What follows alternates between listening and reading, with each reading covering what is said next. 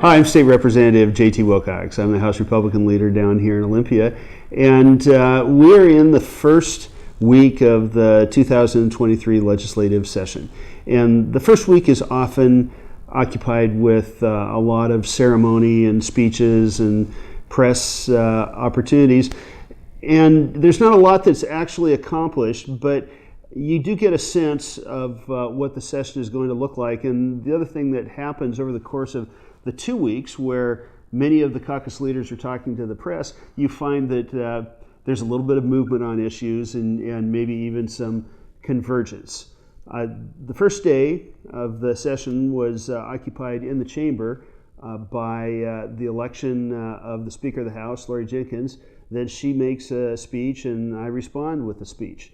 I thought that hers was one of the more eloquent speakers' first speeches that I've heard. I also thought that it was a little more conciliatory than I have heard in the past. And I complimented her on it in my response and talked about a number of things that are important to House Republicans. First of all, the idea that the minority party, the official opposition, the press, and all of the voters have one thing in common. Our job is to do everything that we can to present alternative ideas and alternative policies. And it's the job of the majority to actually pass bills.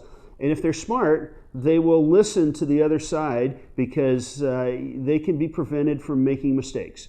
And I think everyone acknowledges that there were some major policy decisions made over the last few years, especially around public safety, where bold legislation contained a number of mistakes. And those mistakes could have been prevented if there was a better commitment to listening to the political minority and everyone else out here in Washington State.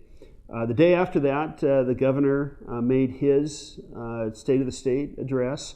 And again, I thought that it was a little less pointed than perhaps it had been in the past, but was also extremely repetitive compared to the 10 years of speeches that I've already heard from this governor. In both cases, I was happy about one thing. The issues that the Democrats in the legislature and the issues that the governor was talking about are things that Republicans have been talking about repeatedly. That includes affordability, the cost of living for people in Washington, public safety, and improving on the mistakes that have been made in the past, recognizing that housing is a crisis, and also empowering families, especially when it comes to trying to replace the grievous nature of the learning loss that occurred during the COVID time. Another thing that I was gratified to hear, many of the solutions that are being proposed by Democrats and the governor are ones that Republicans have proposed repeatedly.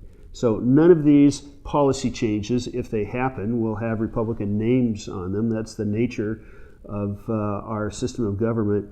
But many of the good ideas are here because we were doing our job in opposition. We're going to continue to do that as well. We've got a lot of session to go. This is the 105-day session.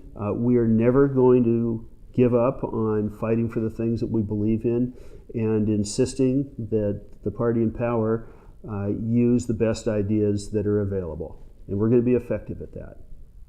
Thanks very much.